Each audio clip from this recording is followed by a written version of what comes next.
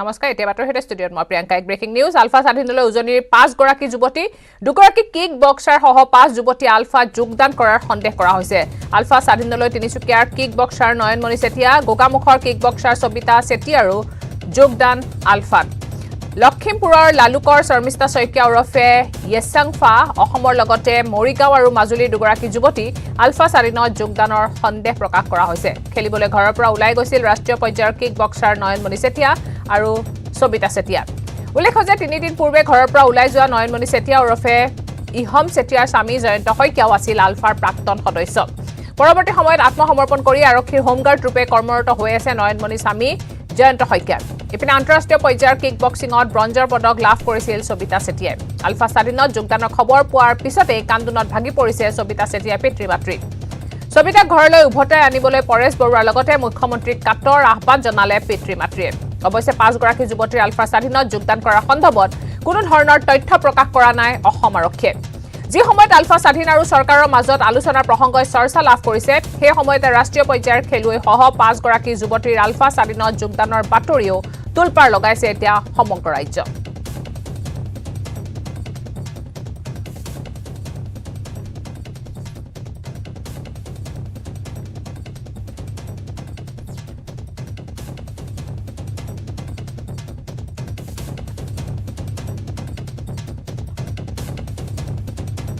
যদি এনেকুৱা ধৰণৰ এটা পৰিৱেশত যাব লাগিছিল কিন্তু প্ৰকৃততে এতিয়ালৈকে আমি সঠিক আমি প্ৰশাসনৰ তৰফৰ পৰা আমি ইনিট পোৱা নাই যে প্ৰকৃততে তেওঁ আলফালৈ গৈছে বুলি আকৌ ইফালে আমি অন্যান্য সংবাদ মাধ্যমত শুনিছোঁ কিন্তু প্ৰকৃততে এতিয়া আলফা স্বাধীনৰ পৰা কোনো ধৰণৰ ৰিপৰ্ট অহা নাই গতিকে আমি এতিয়ালৈকে দুমোজাত পৰি আছোঁ কি আহ্বান জনাব আচলতে আমি প্ৰকৃততে আমি এতিয়া প্ৰশাসনকো আমি আহ্বান জনাইছোঁ যে তেওঁলোকৰ পাৰ্যমানে যিটো পৰিৱেশ সৃষ্টি কৰি প্ৰকৃততে তেওঁ আলফা স্বাধীনলৈ প্ৰৱেশ কৰিছেনে নাই যদি কৰিছে কি ধৰণে তেওঁক ঘূৰাই আনিব পৰা যায় আমি সকলো উদ্বিগ্ন প্ৰকাশ কৰিছোঁ যে তেওঁ ঘূৰি আহক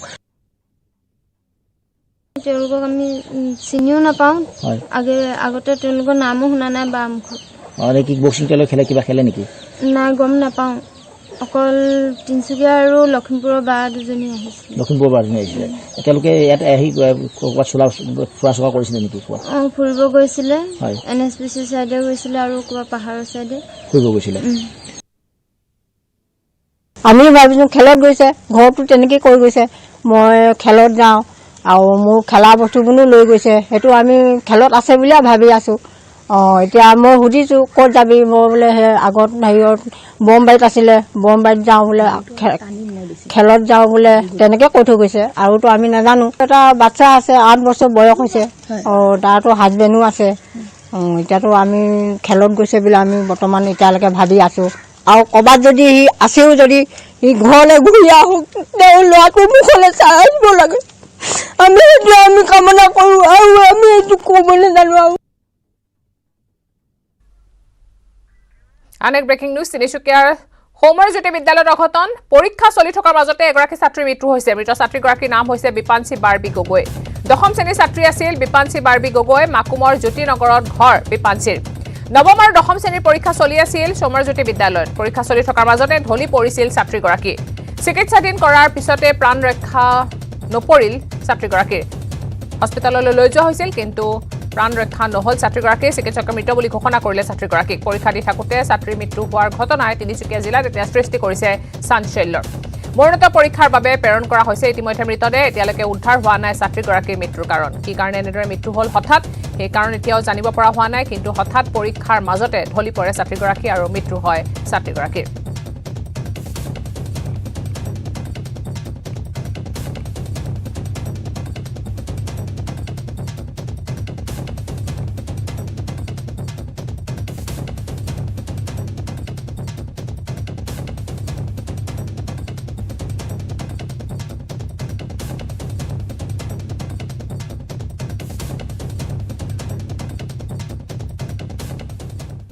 মণিপুৰত উগ্ৰপন্থীৰ ভয়ংকৰ এম্বুছ 44 অসম ৰাইফলছৰ বাহনত উগ্ৰপন্থীৰ আক্ৰমণ হুৰাচানপুৰ জিলাত সংঘটিত হৈছে এই ঘটনা উগ্ৰপন্থীৰ ভয়ংকৰ কুটাঘাত উগ্ৰপন্থীৰ এম্বুছত শ্বহীদ অসম ৰাইফলছৰ কমাণ্ডিং অফিচাৰৰ পত্নী পুত্ৰৰ লগতে এম্বুছত শ্বহীদ হৈছে 3 গৰাকী জোৱান মণিপুৰৰ মুখ্যমন্ত্ৰী এন বীৰেন সিঙে তীব্ৰ ভাষাৰে গৰিহণা দিছে এই ঘটনাৰ উগ্ৰপন্থী এম্বুছৰ জঘন্য কাণ্ডক তীব্ৰ ভাষাৰে গৰিহণা দিছে মুখ্যমন্ত্ৰীয়ে।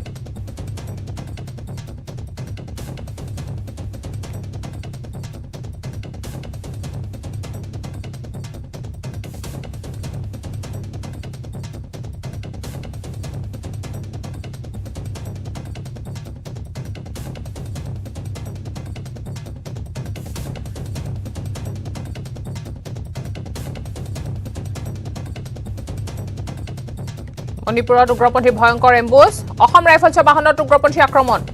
চুৰাচানপুৰ জিলাত সংঘটিত হৈছে ঘটনা, উগ্ৰপন্থী ভয়ংকৰ কুটাঘাটৰ সন্মুখীন হৈছে উগ্ৰপন্থী এম্বুছত শ্বহীদ অসম ৰাইফলছৰ কমাণ্ডিং অফিচাৰ। কমাণ্ডিং অফিচাৰৰ পত্নী পুত্ৰৰ লগতে এম্বুছত শ্বহীদ হৈছে 3 গৰাকী জোৱান। মণিপুৰৰ মুখ্যমন্ত্ৰী এন বীৰেন সিঙে তীব্ৰ ভাষাৰে গৰিহণা দিছে এই কাণ্ডৰ। উগ্ৰপন্থী এম্বুছৰ জঘন্য কাণ্ডক তীব্ৰ ভাষাৰে গৰিহণা দিছে মণিপুৰৰ মুখ্যমন্ত্ৰী এন বীৰেন সিঙে। এম্বুছত শ্বহীদ হৈছে 3 গৰাকী জোৱান, কমাণ্ডিং অফিচাৰ, লগতে আছিল পত্নী আৰু পুত্ৰ।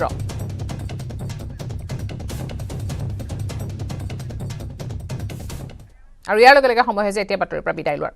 নমস্কাৰ।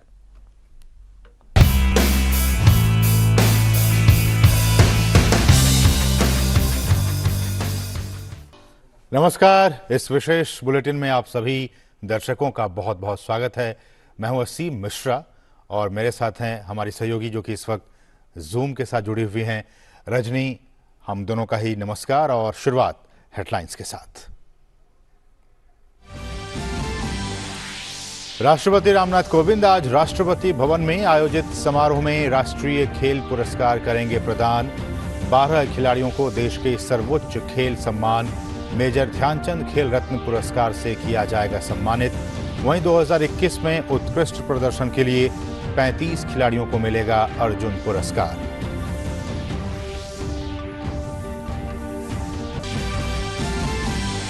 उत्तर प्रदेश दौरे के दूसरे दिन केंद्रीय गृह मंत्री अमित शाह आज आजमगढ़ और बस्ती में चुनावी रैली को करेंगे संबोधित। साथ ही बस्ती में गृह मंत्री सांसद खेल महाकुंभ का करेंगे शुभारंभ।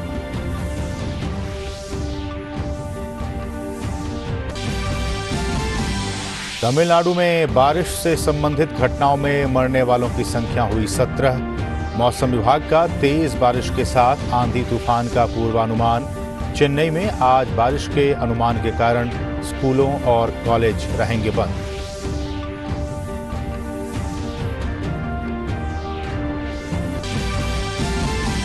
देश में जारी राष्ट्रव्यापी टीकाकरण अभियान ने 111 करोड़ का आंकड़ा किया पार।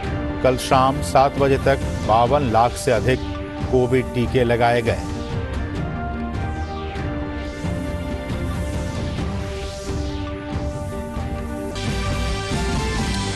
दुनिया भर में कोविड से 25 करोड़ 31 लाख लोग संक्रमित। फ्रांस में कोरोना वायरस महामारी की 5वीं लहर शुरू।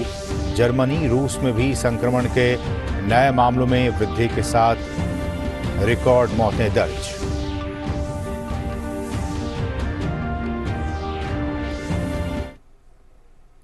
और अब सभी खबरें विस्तार से। राष्ट्रपति रामनाथ कोविंद आज राष्ट्रपति भवन में एक विशेष समारोह में राष्ट्रीय खेल पुरस्कार 2021 प्रदान करेंगे। 12 खिलाड़ियों को देश का सर्वोच्च खेल सम्मान मेजर ध्यानचंद खेल रत्न पुरस्कार दिया जाएगा।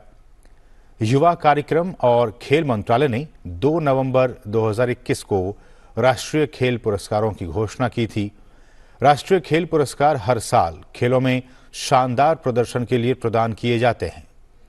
इनमें एथलीट नीरज चोपड़ा, पहलवान रवि कुमार, मुक्केबाज लवलीना बोरगोहाइन, हॉकी खिलाड़ी PR श्रीजेश और मनप्रीत सिंह, पैरा निशानेबाज अवनी लेखरा और Manish Narwal, para athlete Sumit Antil, para badminton खिलाड़ी प्रमोद भगत और कृष्णा नागर, क्रिकेटर मिताली राज और फुटबॉल खिलाड़ी सुनील छेत्री शामिल हैं।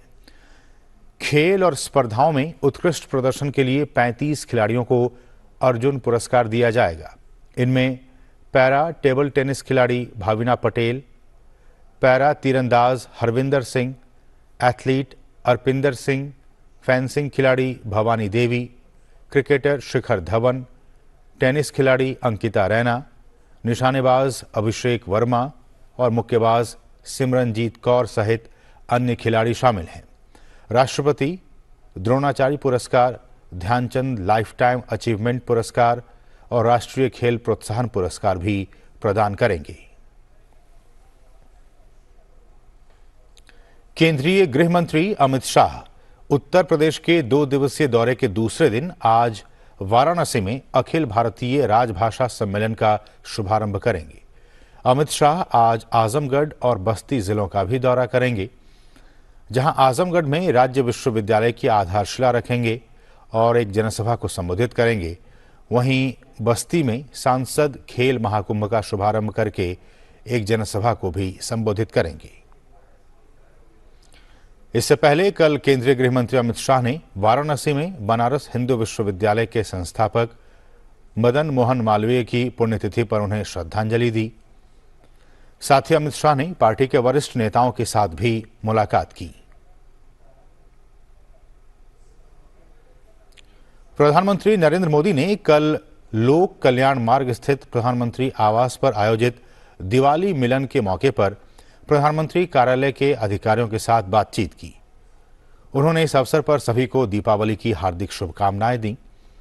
पीएम मोदी ने महामारी के खिलाफ देश की लड़ाई पर चर्चा की और बताया कि देश ने इस महामारी से लड़ने में एकता और भाईचारा दिखाया है। उन्होंने महामारी के कारण समाज और शासन में आए सकारात्मक बदलाव के बारे में भी बात की और कहा कि इन परिवर्तनों ने समाज को अधिक लचीला बनाया है। प्रधानमंत्री ने जोर देकर कहा कि कठिन समय किस तरह से लोगों को प्रक्रियाओं और संस्थानों में निहित क्षमता का एहसास कराता है। उन्होंने प्रधानमंत्री कार्यालय के अधिकारियों से इससे प्रेरणा लेने का आह्वान किया। 2047 और उससे आगे के लिए राष्ट्र की मजबूत नींव रखने की दिशा में इस दशक के महत्व पर चर्चा करते हुए पीएम ने कहा कि प्रधानमंत्री कार्यालय में सभी को अपनी पूरी क्षमता के साथ मिलकर काम करना चाहिए और देश को आगे ले जाने में मदद करनी चाहिए। तमिलनाडु में भारी बारिश के कारण अब तक 17 लोगों की मौत हो चुकी है। राज्य के राजस्व और आपदा प्रबंधन मंत्री ने यह बताया कि राज्य भर में सैकड़ों की तादाद में मकान क्षतिग्रस्त हो गए हैं। निचले इलाकों में रहने वाले 14,000 से अधिक लोगों को 259 शिविरों में रखा गया है। चेन्नई में 2,888 लोगों को 55 राहत शिविरों में रखा गया है। उत्तर पूर्वी मानसून के कारण 68,652 हेक्टेयर कृषि भूमि प्रभावित हुई है। राज्य सरकार ने जिला अधिकारियों को 33% से अधिक नुकसान वाली कृषि भूमि का आकलन करने का निर्देश दिया है।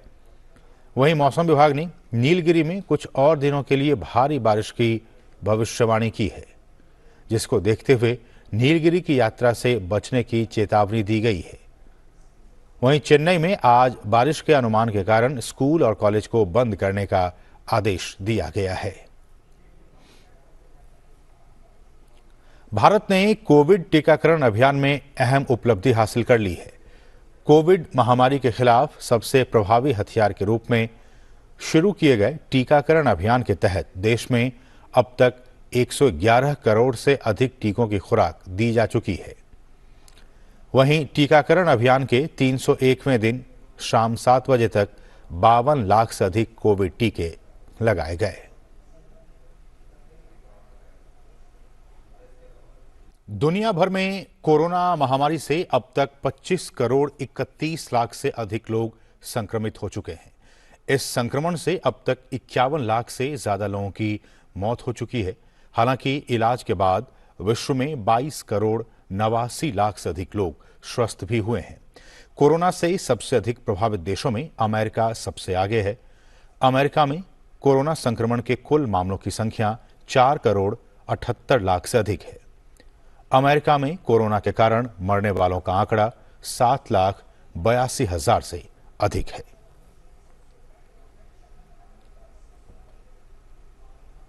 वहीं फ्रांस में कोरोना वायरस महामारी की 5वीं लहर ने दस्तक दे दी है। फ्रांस के स्वास्थ्य मंत्री ने कहा है कि कई पड़ोसी देश पहले से ही कोविड महामारी की 5वीं लहर में हैं। उन्होंने कहा कि देश में वायरस का प्रसार तेजी से हो रहा है। स्वास्थ्य मंत्रालय ने कहा कि देश में बुधवार को 11,883 नए मामले दर्ज किए गए। लगातार दूसरे दिन 10,000 से अधिक नए मामले दर्ज किए गए। देश में कोरोना संक्रमण के कुल मामलों की संख्या 72,60,000 से अधिक हो गई है। वहीं देश में कोरोना के कारण मरने वालों का आंकड़ा 1,18,000 के पार हो गया है। फ्रांसीसी राष्ट्रपति ने इस सप्ताह की शुरुआत में कहा था कि देश में 65 वर्ष और उससे अधिक आयु के लोगों को रेस्टोरेंट, सांस्कृतिक कार्यक्रमों में भाग लेने के लिए कोविड बूस्टर जैब का प्रमाण पत्र दिखाना होगा। WHO के कोविड एंटीवायरल गोलियों के दिशा निर्देशों पर लगभग 3 सप्ताह में एक बैठक बुलाने की उम्मीद है। WHO के नैदानिक देखभाल प्रतिक्रियाओं के शीर्ष अधिकारी ने कहा है कि विकास समूह की एक आगामी बैठक में एंटीवायरल गोलियों के सवालों पर विचार किया जाएगा। इससे पहले ब्रिटेन पहला देश है जिसने एंटीवायरल दवा को मंजूरी दी है, जिसे लोग घर पर कोविड के इलाज के लिए इस्तेमाल कर सकते हैं। म्यांमार की एक अदालत ने अमेरिका के एक पत्रकार डैनी फेंस्टर को 11 साल की कैद की सजा सुनाई है। 37 साल की उम्र के पत्रकार फेंस्टर को जिन आरोपों में 11 साल की सजा सुनाई गई है, उनमें देश में अवैध संगठनों से संपर्क रखने, वीजा नियमों का उल्लंघन करने जैसे आरोप शामिल हैं। ऑनलाइन पत्रिका फ्रंटियर म्यांमार के प्रबंध संपादक डैनियल फेंस्टर को सैन्य शासित म्यांमार में अवैध संगठनों से संपर्क करने और वीजा नियमों का उल्लंघन करने का भी दोषी पाया है। दरअसल म्यांमार में हुए तख्ता पलट के बाद 24 मई 2021 को इस अमेरिकी पत्रकार को हिरासत में ले लिया गया था। तभी से वो सैन्य शासन की हिरासत में थे। पत्रकार पर हाल ही में आतंकवाद को बढ़ावा देने और देशद्रोह जैसे गंभीर आरोप भी लगे थे। फुटबॉल विश्व कप क्वालिफायर्स में शुक्रवार को वेम्बले स्टेडियम में खेले गए मुकाबले में इंग्लैंड की टीम ने अल्बानिया की टीम पर 5-0 की धमाकेदार जीत दर्ज की। इंग्लैंड के इस जीत में हैरी केन की भूमिका अहम रही, जिन्होंने गोल की हैट्रिक लगाई। केन ने खेल के 18वें, 33वें और पहले हाफ के अतिरिक्त समय में गोलदाग हैट्रिक को पूरा किया। केन के अलावा हैरी मैग्यूरे और जॉर्डन हेंडरसन ने भी एक गोल किए। इस जीत के बाद इंग्लैंड अगले साल कतर में होने वाले फुटबॉल विश्व कप क्वालिफाई करने के बेहद करीब है। इंग्लैंड को अब सिर्फ 1 अंक की जरूरत है विश्व कप क्वालिफाई करने के लिए। तो इस विशेष बुलेटिन में बस इतना ही। हमें दीजिए अनुमति। नमस्कार।